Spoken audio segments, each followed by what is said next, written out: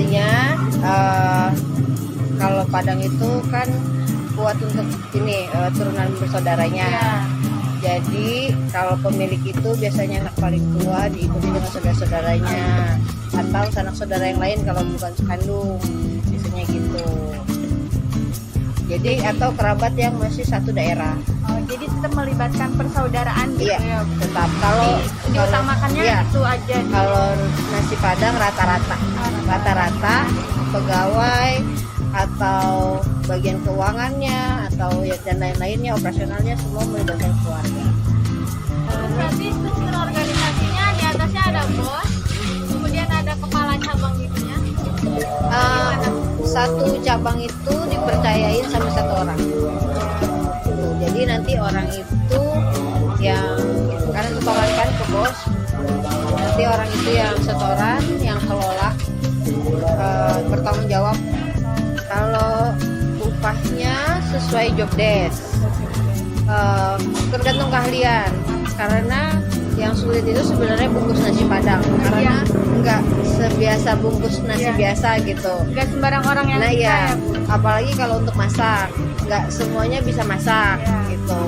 Ada yang kalau cuma bantu-bantu iris-iris doang paling kerjaannya tidak terlalu berat, tidak seperti yang masak. Jadi antara masak, yang jaga di depan, yang bikin nasi standby di dapur ada, yang cuci piring aja juga ada gitu. Misalnya kalau sistem gaji dari nasi Padang itu ada yang bagi hasil, ada juga yang hitungan per hari tergantung bos. Jadi kalau per harinya misalkan keahliannya sudah full, keahliannya udah bisa dari masak, cuci piring semua bisa dihandle sampai melayani sampai bungkus nasi Padang itu biasanya lebih besar. Kalau di sini tuh gimana Bu? Kalau yang diterapkan sistem upah ini per bulan? Per hari. Jadi nggak bagi hasil. Jadi per hari aja sudah ada gajinya.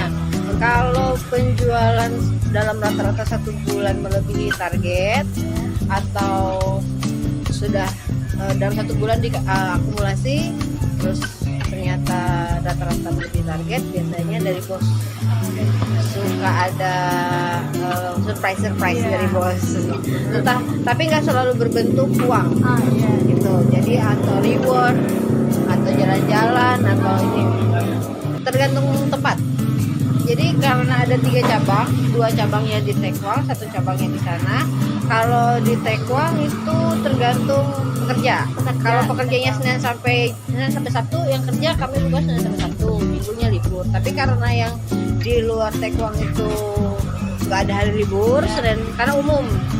Karena umum jadi terus Senin sampai Minggu. Cuman jamnya aja paling yang Minggu nggak sampai malam, cuma sampai jam 7, jam setengah 8 udah selesai. Biasanya gitu.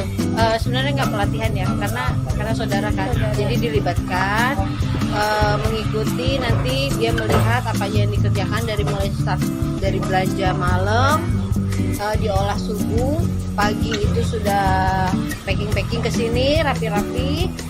Nanti dia ngikutin alurnya, iramanya. Setelah dia udah tahu ini rangkaian pekerjaannya, nanti baru kita bisa lihat di mana dia bisa melakukannya gitu. Kalau misalkan ternyata dia lebih aktif misalkan untuk masak gitu, kita ini udah fokuskan ke masak. Itu tergantung, mungkin itu balik lagi saya bilang ya, karena udah banyak keluar masuk pegawai padahal dibina, dikasih tahu.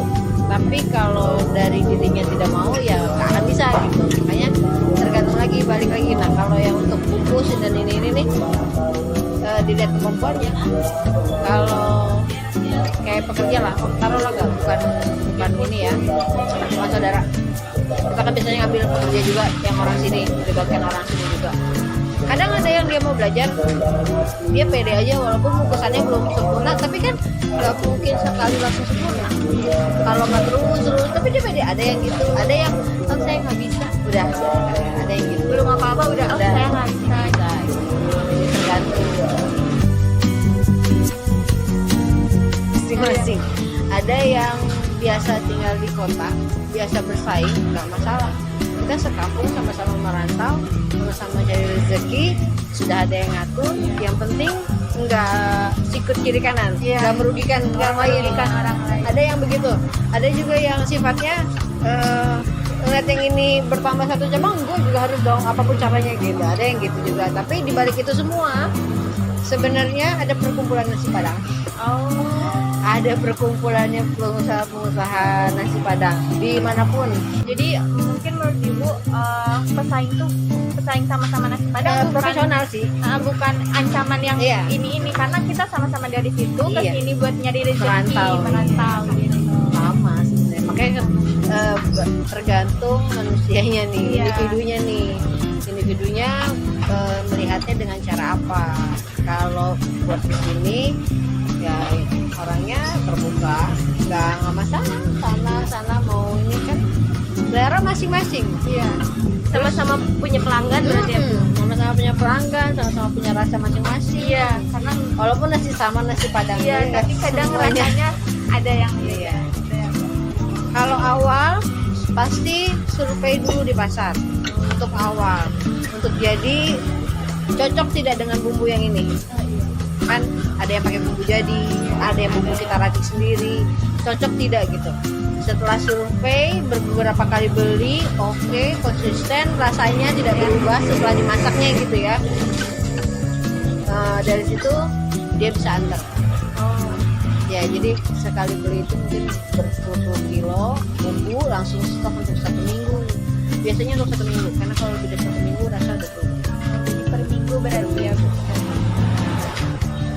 Untuk pemasoknya sendiri masih dekat di daerah sini atau agak jauh? Kalau masuknya sih sebenarnya agak jauh. Tapi karena kita udah pernah survei di Subang dan tidak ada yang cocok sama rasa, ya udah nggak apa-apa. Yang jauh itu tetap kita ambil, walaupun misalkan deliverynya pakai paket, di paket gitu nggak apa-apa. Ada Atau misalkan kalau di Tekwang ini kita bayar untuk sampah dan keamanan. Jadi asal kita kumpulin ya sampah. Jadi kita punya tong sampah masing-masing. Kayak pas kalau ini pakai karung di belakang. Nanti sampah bekas sisa makanan, tulang-tulang atau nasi-nasi sebelum dicuci itu dimasukin ke karung. Nanti malam ada yang ngambil. Gitu. Jadi nggak nutup sampah. dan nggak ribet nyari harus buang kemana, nyari penampungan